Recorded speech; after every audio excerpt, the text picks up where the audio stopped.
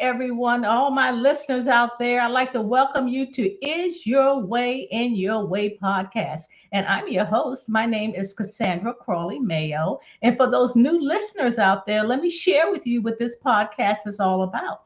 This is for individuals who are ready to move forward in their lives.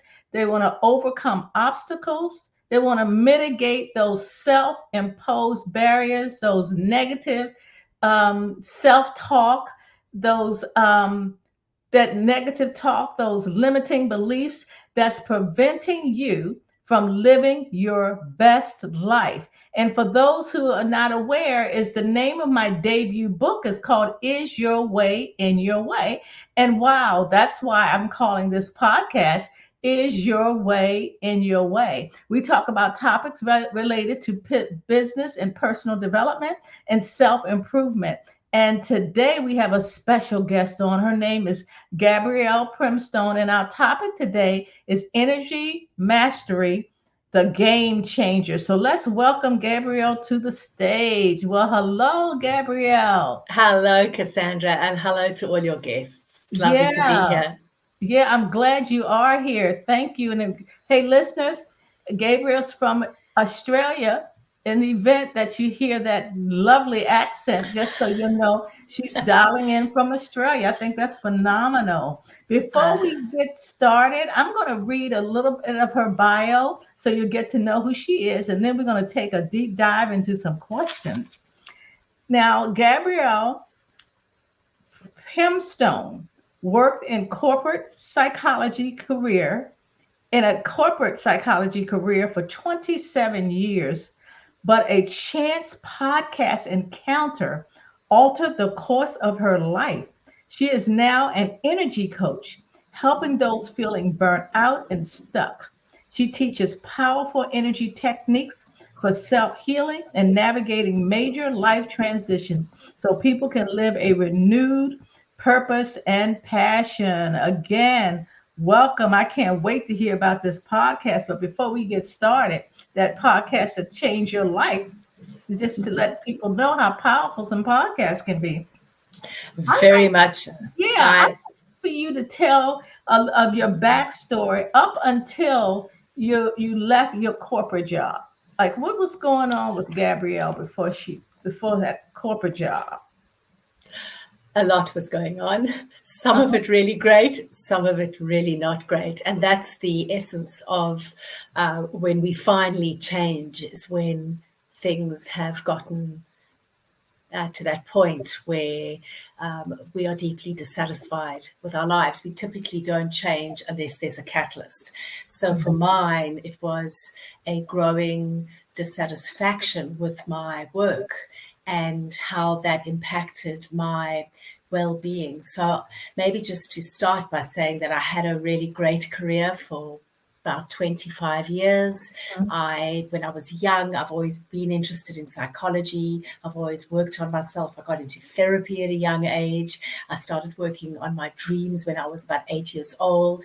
I've been journaling since about 8 years old. Mhm. So it was really logical when it got to deciding what I was going to study at university that I would go into the field of psychology. And I chose organizational psychology. Mhm. Loved it. Uh, Got into the workplace, had some incredible opportunities, worked with incredible people, incredible organizations, and my identity was deeply tied up to my work. And then what happened was in 2020, I was in a senior leadership role in a bank here in Australia, and it signaled the end of my career. I was deeply stressed, anxious, wasn't sleeping. I actually got physically sick. My thyroid flared up again. Mhm. And I woke up on a Sunday morning with this awful feeling in the pit of my stomach. I felt sick. Physically, I was really tensed up. And I tuned in. I was in bed. And I just closed my eyes and tuned into myself and asked the question, what's going on? What is this about? And I realized really quickly that this sensation of butterflies and anxiety in my stomach was because the following day was Monday and I had to go to Mm. work. Wow. Yeah. And so I took myself off that day for a walk and listened to the podcast, and that's what really catalyzed me into making changes in my life. So, what if I were to kind of put a psychological lens onto this? I think that I got to a point where my identity was shifting. What once served me Mhm. no longer served me. The things that I started to see in corporate, I hadn't actually seen for over 20 years. I started really getting tripped up by the bureaucracy, whereas in the Mhm. past, I was kind of chill about it. I used to get, work in the area of organizational politics, but I could move around it. I taught people how to navigate through politics. And then it got to a point where it felt so toxic that I couldn't engage with it anymore. So, at an identity level, the things that fueled me stopped fueling me, and everything came to a head on that Sunday. Yeah. Uh-huh. Okay. Um, wow, that's interesting because there are listeners that I have that are not, Mondays seem to be a really tough time for many people, not all people, but just dreading to go in the workplace. But yet many of them just stay there, but that particular Monday, you took off. I call it a mental health day, that you need to take off and kind of do some self-reflection about what's going on with you. Why were you feeling like you're feeling, although you kind of knew the bureaucracy was becoming a challenge? But that particular day, I am so curious to what in the world was the name of that podcast that made you pivot and make a So, change with your career. It's like it just changed your life. What was that podcast? to be honest with you, somebody asked me that question last week on a podcast. I don't remember the name of the podcast, and I have since looked it up. Oprah was the interviewer. She was the host, but her guest was just an ordinary citizen who was talking about her journey, feeling really locked into anxiety. So Mhm. it was. I don't remember the name. I haven't been able to find it, but Yeah. Oprah was the guest, and Oprah was the host, and it was transformative, and really did turn my life around. Do you remember what it was about? Yes, yes, I absolutely do. So this woman was being interviewed because she told her story about her daughter who Mhm. who'd gotten married and who was now expecting her first child. But Mhm. years before, I don't know how many years, maybe 10 years before, had been in a really bad car accident and had had to learn to walk again. Mm. And what was going on for this woman was really, it was my story. It resonated so much because she had so much to look forward to in her life now because her daughter had recovered fully, was Yeah. expecting her first child. She was going to be a grandmother for the first time. And yet she couldn't enjoy the moment. She was always waiting for the other shoe to fall. Mm. So and it was, my whole life, I had always been waiting for the other shoe to fall because I Mm. lost my father when I was 9 Mhm. and he was ill from when I was 5. So that sense of waiting for the other shoe to drop had been with me all my life. And Yeah. then I'd chosen a career that had initially given me so much joy, but was now adding to the sense of stress, anxiety, Mhm. dread, trepidation, all the things that I'd lived with were now amped up because of the environment that I was in. Right. And when she spoke about her story, I was on this walk. I kind of again tuned in, and I remembered something I'd once heard about this idea of an invisible spiritual prison that we live in, which Mm. is getting in your way. Right. you know, Exactly. Mhm. it's the those invisible bars. They keep us trapped. In my case, it was feeling trapped and being trapped in this ongoing cycle of anxiety and not being able to shake it. And there's this beautiful quote by the Sufi poet Rumi, who says something along the lines of, "Why do you stay in prison when the door Mm. is wide open?" Mm. And I realized, it isn't that beautiful? And I That is. realized, yeah, that anxiety had become my invisible prison, Mm. and it was getting in my way. And Yeah. that was my inflection point. Yeah. Now, well, I'm asking because many of my listeners are ready to move on from their jobs. What was that like? How did that transition, was that difficult? Because you had been in it for 20 some years. Yeah. You were comfortable, but you were not comfortable. But, that's something that you always had gone to. What was that? What was I guess, I understand what made you decide to leave, but what was that like when you did leave? Like, how are you feeling? What was going on internally? That's a great question. So it was actually a Sunday that I woke up. I woke up with the Sunday blues early on a Sunday morning, and so Mhm. on the Monday morning, I phoned the employee assistance program. We've got that in Australia. They usually, each Yeah, employee has got counselling, and I exactly. called them. First time I'd ever called them, and I spoke through my dilemma, and I decided in that call that I was going to resign. So I then spoke to my boss at the time immediately afterwards, and I resigned from the job that day. Oh, Now, yes, but I didn't leave corporate immediately uh-huh. because it was a transition. And so what I did was I changed my relationship to corporate. I stepped away from these in-house senior leadership roles Hmm. and I became a consultant. I'd had a lot of consulting experience in my past. And so I Okay. consulted from the outside in, which made it Mm, more tolerable. yeah. Although, again, over time, the toxicity, the corporate politics, the bureaucracy, those things they were still affecting me. I couldn't engage with the system Mm, where that was so prevalent. So it took another inflection point about 18 months later, hmm. maybe a year later, for me to actually then say enough. Mm, So like many people, when we make changes in our lives, my change was gradual. It was an evolution. And I did that purposefully because it's stressful enough. Change is stressful enough. yes. I needed a safety net. I needed to really manage the risk. Right. Uh, Okay. I, so I didn't throw the baby out with the bathwater, so to speak. It Hmm. was a phased approach.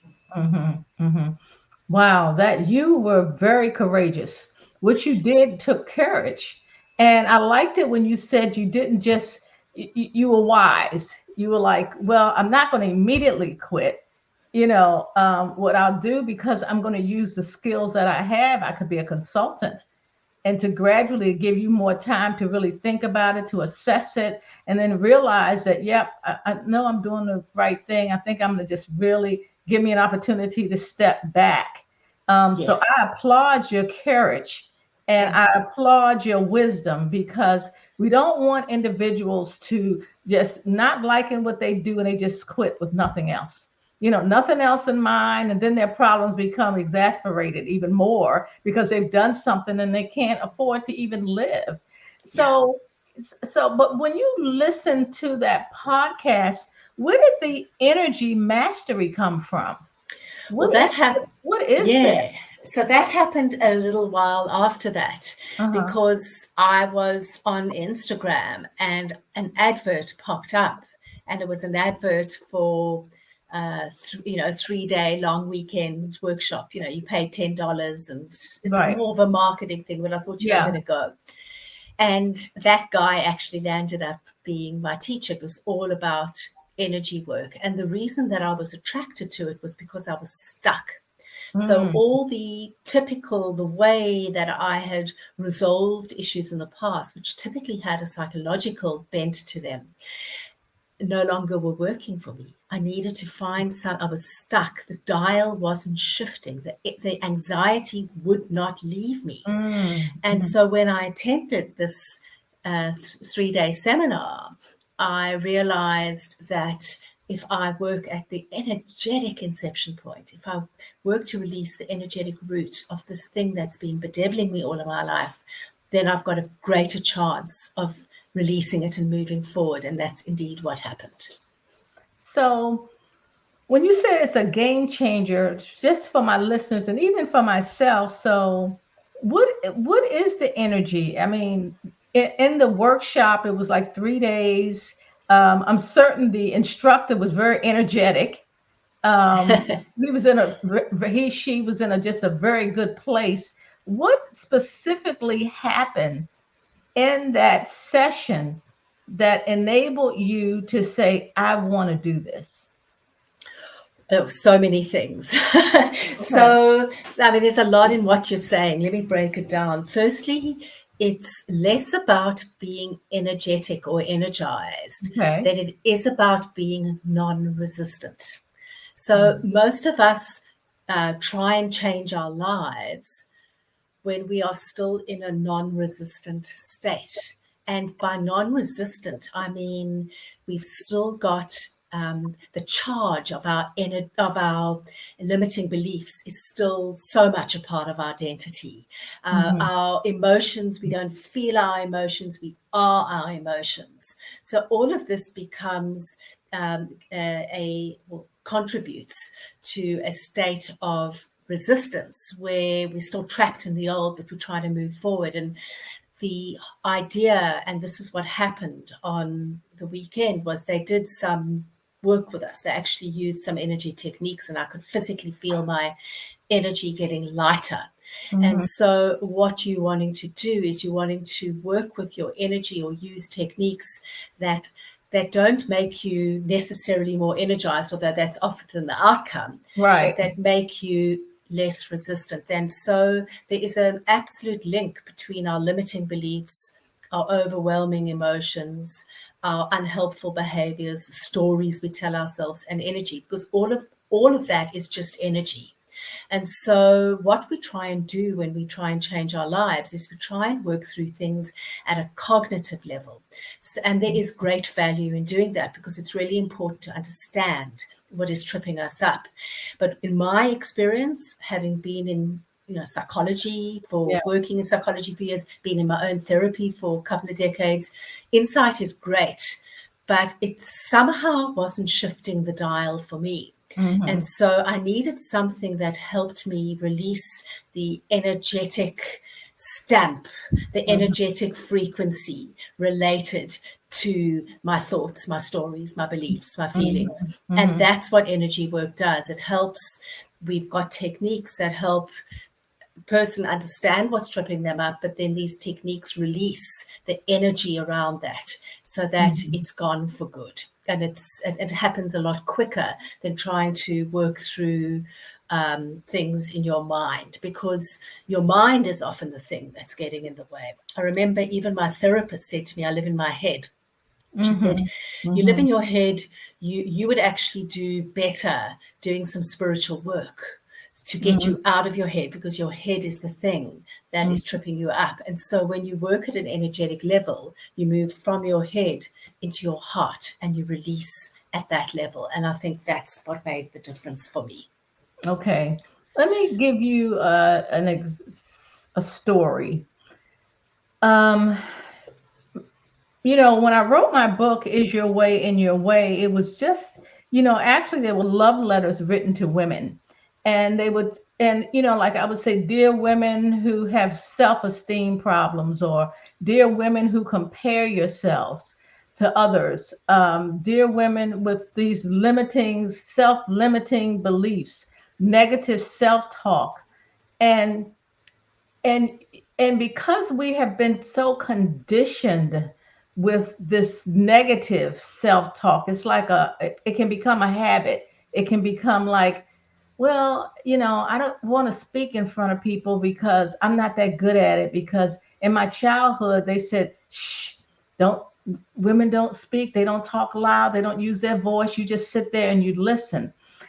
Now, what I'd like for you to do, if you can, is to take me, let's say it's me, and I'm struggling with using my voice and speaking out. What are some techniques that I could use to help Yes. me get out of that? Great. Okay, that's such a great question. So there's so many ways of looking at this, but I suspect you're asking me to answer the question from the perspective of energy work, right? Yes. So, okay, so what you're describing in all of those examples, including the inability to speak up, which by the way is very common, is Mhm. you're describing what I would call an energy block. Okay, Okay. that something happened in your life or the person's life when they were young, they were told to shh all the time. Mhm. Okay, and over time, when somebody tells you to shh, it's a jarring experience, right? Mhm. Something, especially when you're young, you don't really know what to do with that. You Right. recoil, you go within, and there's energetic frequency around that experience. Now, imagine if that happens all the time over the course of your childhood and your life. Right. You develop the energy around that grows, grows, grows, grows. It becomes a block. And what I work with, one of the, when I'm working with the energetic body, I'm working with the chakra system, which I'm sure you've Mm. heard of.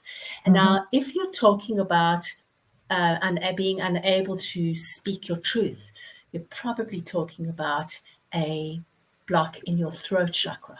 Now, your throat Okay. chakra is the chakra that is around our self expression. Okay. And what it sounds, because when blocks form, there can either be an excess of the energy or a deficiency of the energy. Sounds to me like there's a deficiency here. There's not enough self efficacy Mhm. that allows the person to speak up. So, what I would do, and it's impossible to say because the person is not speaking up, they've got a block in their throat chakra. I mean, I'm sure they do. But Mhm. what I'm looking for the root of that issue. So I'm Mm. going to Okay. read the energy everywhere. The root might not be in the throat. The symptoms might be in the throat chakra, but the root might be somewhere else. And this is just for argument's sake, because we're Yeah. talking fictitiously. I might read their energy and I might find that actually the root is in their solar plexus, for argument's sake. Now, the solar plexus is the chakra that is related to our ego identity, our self-esteem, Mhm. our, our a sense of personal mastery and control and all of that stuff. And I might find that over time, as the person was shushed over time, they developed a sense of, their self esteem Mhm. was affected, and maybe the root is there potentially.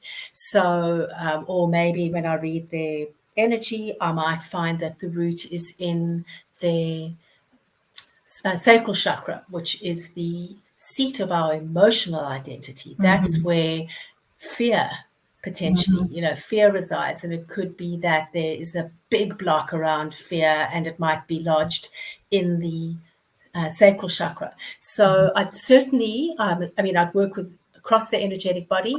I assume there'd be quite a bit of work to do in the throat chakra, but I Right. would look for the root and I would find that and I would release it wherever it is. Now, when you say chakra, is they like I don't I've heard of it. I've not experienced it. Are they like nine chakras? There's a certain amount of chakras. And let's say you want to get to the seat of it. How would you do that? Is it touching? Is it tapping? What is it? Yeah. So they're actually well over 100 chakras. We only typically are accustomed to using 7, although I use 9 regularly because I work with the ears as well. Okay. Mhm. So we've got a chakra the bottom 3 chakras are related to kind of humanistic issues. The top 3 chakras related to more around consciousness, and the middle chakra, which is the heart chakra, kind of connects everything. So the Mhm. root chakra is related. And by the way, a chakra is a place in your energetic body where energy constellates. So it's like Mhm. it's often depicted as a little wheel or disc, but it's a Mhm. concentration of energy. And each Mhm. of the chakras has got a different, it stores energy related to different things, if I can put it Mhm. that way. So your root chakra is around your survival issues. It's related to safety, security, Mhm. all of that. Your sacral chakra is related to your emotional space, your emotional Mhm. identity. Your solar plexus is around self efficacy, self esteem, control, Mhm. personal power. Your heart chakra is around self-love and also connection to others, connection to self and others. Mm-hmm. Throat is around self-expression. Third eye is around intuition, and the crown chakra is around your connection to the divine. So your ability to connect with reality beyond the human existence. And then I use the ear chakras as well, because a lot comes through your ears, messages come through us, and they can get stuck and kind of lodged as low vibrational energy there as well. So that's the chakra system in a real nutshell. What I'm doing, I don't tap, and I typically don't even touch. So most of my clients are virtual, because I work with global clients. Mm-hmm. Yeah. And so what I'm doing is I've got tools to bring their energetic body in front of me, for lack of a better word. And I'm working on their energetic body with my hands, and also through in visualization, through my mind. And so it's very different to how the things work in the 3D world, because it feels really strange to think, how can you just work with something in your mind? But in the energetic world, everything works through intention. So when you focus your attention on something, it pulls all your energy and focus onto that thing, and it makes it manifest. So I've got your energetic body in front of me. I'm going through it. I'm reading it. I'm kind of going in, imagining, reading what's happening, and I'm using my hands to give me a sense of, so I'll use my hands, I'll do scanning, and if there's a block, I'll feel heat in my hands. And then I go into that area, and I work through my hands and through my mind to release what is keeping the person stuck. Right. Now, Gabrielle, this chakra is not, I wouldn't say normal, or I'm not calling it normal or abnormal. It's just something or modality that many people aren't aware of. There are people that are. So how do you get people comfortable with it? If you say it's a game changer and people are stuck, it's just like, and is your way and your way. People, there's certain things they want to do, but they're stuck. They're having problems moving forward with it. But yet, and people hear different things: chakra, tapping, acupuncture. I mean, there's so many different things. So how would you um, get people comfortable, or if they're not comfortable, then this is not for them? How do you determine whether this modality should be used? I know this is what you do. Yes. So if they come to you, that was an expectation that you're going to do that. So, yes. I mean, I think it's such a great question, Cassandra. I want to start by saying that I think more people know about the energetic body, the chakra system, than we think, because it's becoming more and more mainstream. If you think about yoga, and a lot of us do yoga, it's become very, very mainstream. Yoga is about the flow of chi. It's around the flow of prana, about, energy, and working through physical poses to open up your energetic centers, which are the chakras.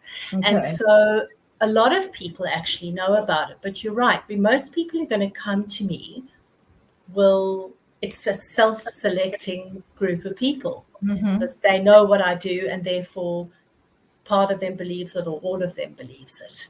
And so I don't necessarily get into conversation about people to try and convince them that this is the right modality. But remember, it's not all I work with. I've got a background in psychology, and I bring a lot of that to bear with my clients, because, to understand and know your limiting beliefs is priceless. All right. To know what's keeping you stuck, I help people move from the head to the heart, from the heart to the hands. The whole process of change is, I hold the process of change, and I work with resistance, and I work with what's stopping people from getting off the starting blocks. This is language most people understand. The only time that we talk energy is when there's a part of the session or part of the coaching process where I will either do a piece of energetic healing on them, or I'll give them an energy tip or tool to use to shift things up. But it's not just, I'm not just sitting in the ethers. I'm talking about contemporary psychological challenges. I'm just bringing a bit of a spiritual framework to it Right. at times to help release what's holding them back. Okay. Okay. Um, so how do individuals sustain it? Like let's say you've worked on someone and they're feeling really good, the outcome is great, and then weeks later they can get stuck again. So how do you sustain what you've done? Or is it like you won't be able to, or is there work that individual has to do for them to sustain what you've done? That's a great question. So the way, and you're talking about, I've got 5 pillars to my energy mastery kind of Hmm. methodology. You're talking about one of them, which is maintaining your energy. Right. So, and it's a great question, because we can work magic in a session, but then life happens. And what happens when life happens? Right. So the first part of energy mastery is understanding your energy. What triggers low vibration? What triggers your energy to drop? The triggers, understanding your energetic state. What gets you high? What gets you low? Second Right. is how to protect your energy from toxicity around you. The third one is how to clear your energy. We've just spoken a bit about that. The Right. fourth is how to maintain your energy. And the Okay. fifth one is how to optimize. Now, maintaining your energy is such an important piece, because even if I've released a root of a block, you're still going to have energy dips. And depending on how pervasive the block is, that block Mhm. sometimes takes time to release. Like, for example, for me, my block was around intense anxiety and terror and dread and fear. Mhm. And I thought I'd released it. And I spent 3 weeks really working through and releasing the block intensely. And I was anxiety free for a year, and then it came back. Not Wow. to the same intensity, but it did come back. And so I had to go in again, and it took a lot quicker and a lot less effort to release it, because I feel like I dislodged it the first time, but I hadn't released it properly. Right. So I've been living with anxiety for decades. So it did come back. Now, the question is, how do you manage energy fluctuations? Because what we want to do is we want to stop a downward spiral before it goes too far. Right. Because, as you Mhm. know, when you get into a really low vibrational state, you're at the bottom of the barrel, you've spiraled downwards. It's actually difficult to take action, and you always want to be in a state where Right. you can take action. And Right. so what I do is either the person comes back for another deep clearing, but otherwise there are simple things that anyone can do Hmm.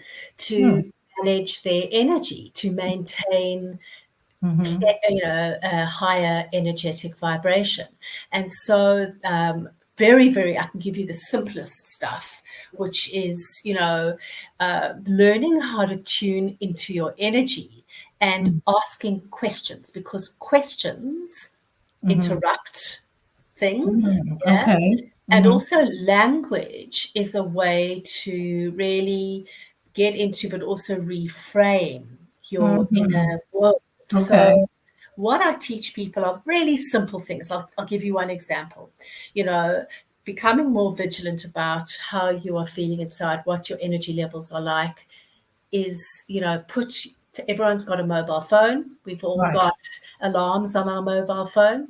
Set your do an energy alarm system. It can be twice a day, in the morning or evening, 3 times a day, morning, noon, evening. It can Mhm. be on the hour, depending on how you're feeling. And what you do is you set an alarm.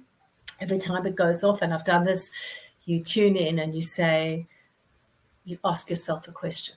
Is my energy heavy, or is it light? Okay. Is it open, or is it closed? When you start asking yourself those questions, firstly, you interrupt a downward spiral, but you Mhm. also um, the question itself is designed to shift and elevate and Yeah. release. So Right. that would be, and there are many of those kinds of techniques that I teach people to really keep. It's like practicing good energy hygiene, keeping on top of those dips. Okay. Okay. All right. Okay. Hmm. Now, what are some testimonies from your clients? What are they saying after you've done the work? Or have you had one that said work for them and you weren't able to do anything else for them? The bad, the good, and the ugly, I guess. I've had, I'd say, just off the top of my head, and I've done a Mhm. lot of these, I've had 3 clients that I can recall where I haven't been able to read their energy. And Mhm. it doesn't mean energy healing hasn't happened. It just Sure. means it's difficult for me to engage in a debrief, in a dialogue Right. afterwards, because Right. it's, I haven't been able to really. And the reason I'm typically not able to read energy is because the person is closed off, Mhm. you know. Mhm. And Mhm. so Mhm. so I've had that a handful of times, but most of the time, Cassandra, people, I can give you examples of what's happened. So somebody came to me and their whole life, I mean, they were in their 30s, late 30s, Yeah. entire life, they had struggled with sleep and a sleep disorder Mhm. Mhm. where it took them forever to fall asleep. Then Yeah. when they woke up in the night to go to the toilet, it took them another hour and a half to go back Yeah. to sleep. It was a real nightmare.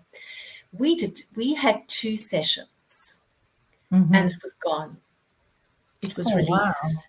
The Wow. person slept through the night for the Mhm. first time and Mhm. then reported, because I, spoke to them often afterwards, then reported that while it wasn't perfect, their sleep was, I mean, they were still waking up, they were going back to sleep very, Mhm. very easily. So that would Mhm. be an example of, Okay. I worked with somebody else who, a man, 60-year-old man, he was in therapy last year, and while he was in therapy, he had a memory of being sexually abused as an 8 year Mhm. old child. Yeah. So for 52 years, he'd lived with this unconscious Wow. driver. Mhm. Can you imagine the energy around that that was sitting in Yeah. him? And I thought, oh, I'm going to work with this person for months to try and, get to it. But within one session, there was an impact, and I really Wow. mean this genuinely. You can go onto my website and have a look at the testimonials. It's not magic. Yeah. So there are, if you learn how Mhm. to do this, you understand how it works. Mhm. But what happened with that person, which is very common after you release a very big energy block, is you purge. And I said to them after the session, firstly, they had a transcendent experience while I was working on them. The Mhm. stuff, it was just magical. We had Mhm. our debrief. And then I said, look, it was a big block. You might purge. You might feel physically sick for a few Mhm. days. You might Mhm. have an emotional release. Yeah. Just, it's okay. 4 days of that, the person lost their luster. They, were very flat. And then after the 4 days, they popped out of it, and they said they were experiencing life from a fundamentally different lens. The quality of his interaction with people at work, with his wife, with others, just generally, Wow. I was fundamentally lighter, easier, more joyful, more Wow. playful. Mhm. So Wow. it's typically there's a very big impact, but on the odd occasion, if energy is blocked, if the Mhm. person's in too much of a resistant state, it's difficult to read it. Yeah. Okay. Yeah, because I was going to say, like, I thought of hypnosis when you were speaking, and Mm. if you're not open to it, they probably won't even fall asleep. You have to be, and a lot of people are reluctant. I wonder, is this woo woo, or Yeah, yeah, that kind of yeah, thing. So that's what I was yeah, thinking. yeah. Um, Actually, and hypnosis is really just getting into like a theta, you call it theta, we call it theta state, where you are And my clients don't have to do that. They don't have to do anything. I go into the theta state, okay, where what that is a state of semi-consciousness where you're kind of aware of what's happening in the foreground, but you're standing in the background. And that's really what it is. So this is very different to hypnosis, because you don't, as a client, you don't have to go into an altered state at all. But the person who's working with you is probably pulling on more potent energies, who's probably, they're the one that's probably in a little bit of a more an altered state. You don't have to do it. So you got full control. Yeah. Because I'm thinking about myself. I'm like, oh, they won't be able to put me to sleep. I'm thinking, right. So I probably would really be a tough person for them to work with, because I would be resisting. Yeah, well, you don't have to be asleep, but you might still be resisting from a conscious state. This, what's interesting about working at an energetic level, if I've got your permission and you trust me and you just lying there, what I say to people is you don't have to be in an altered state, but you just need to be lying there. Don't be in the kitchen while I'm working on you. Just lie down or sit comfortably. This works whether your mind is on board or not with it. So, and that's what a lot of my clients have found. And for those who don't believe in it, that's absolutely fine. I'm not here to convince you at all. Right. Wow. What fascinating work. And I was looking at your mission with clients is to help people find joy and fulfillment and personal transformation and experience the gratification of self-discovery.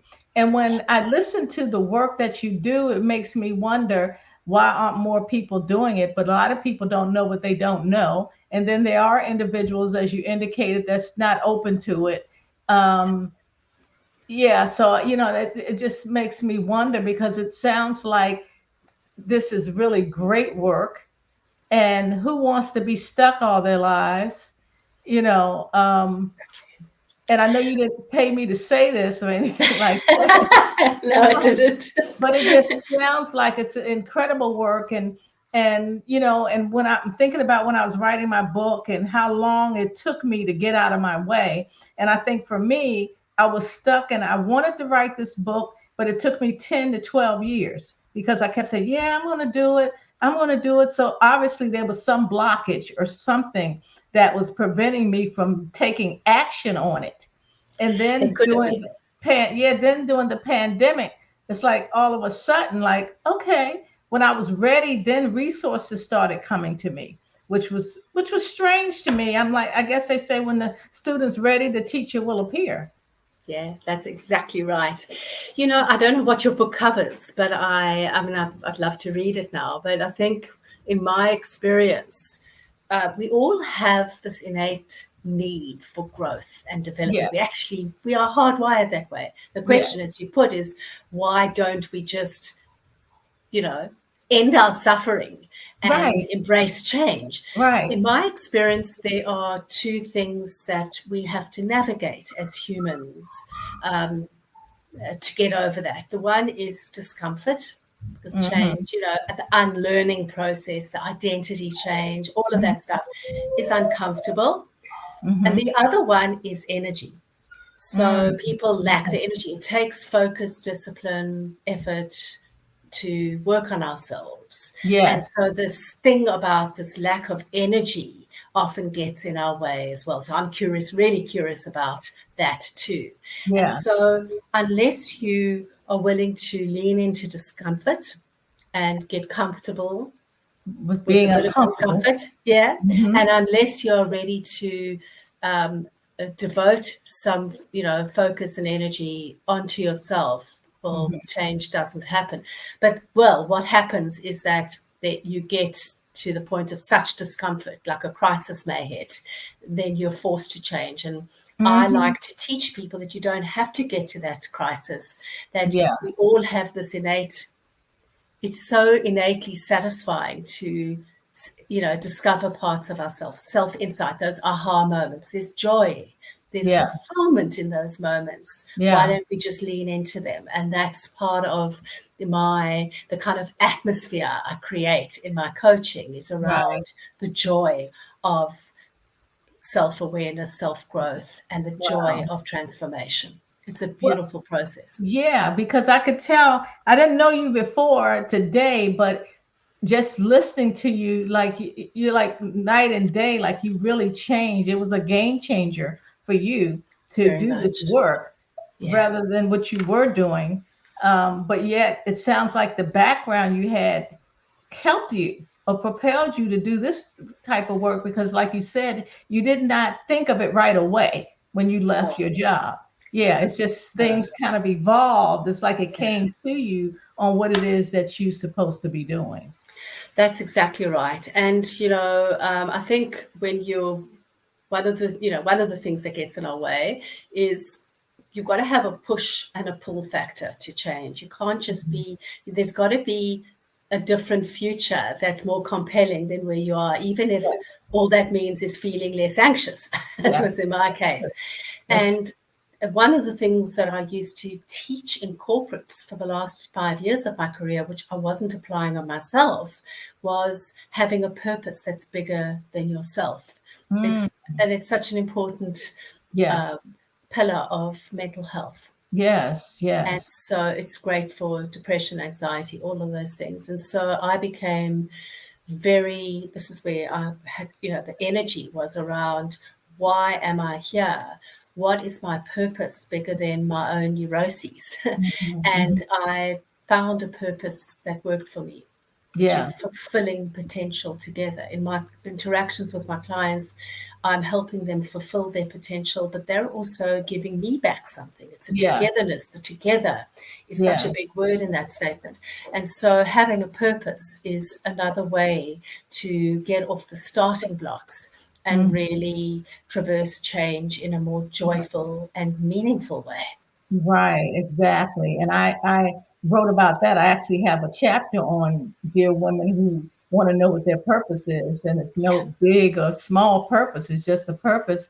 And it can happen over time. Your purpose could be this last year. Now your purpose has changed a bit. yeah. Yeah. So, Gabrielle, as we wrap up, where do you see what's your next step with this? Where do you see yourself in the next maybe 3 to 5 years with this? What Phew. your work you're doing. Wasn't anticipating that question. Yeah. um, really, it's about scale and impact. Okay.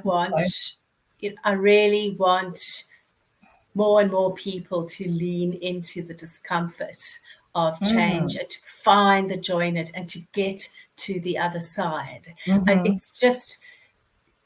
I want people to step out of that invisible spiritual Yeah. prison, and I want to do that through scale and through Yeah. impact. So I think it's about touching more lives, Okay. and really, the more people that I can work with, the better. Which probably means that my practice is going to move more into group work over Right. time, Yeah. which is fine because I love facilitating. I think it's a Yeah. great thing.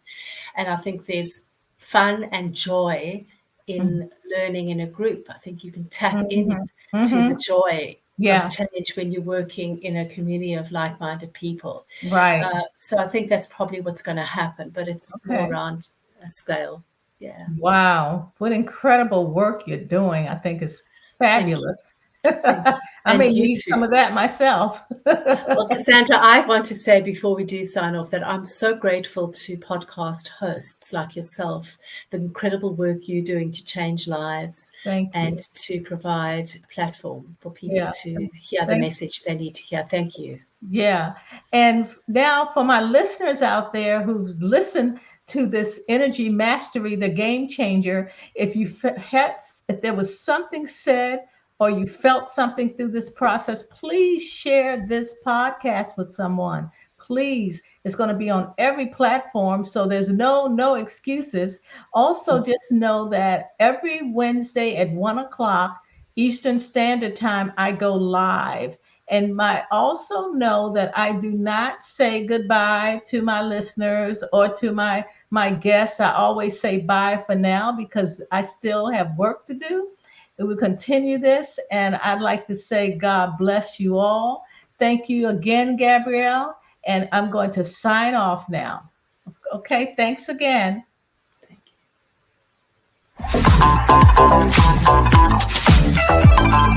you.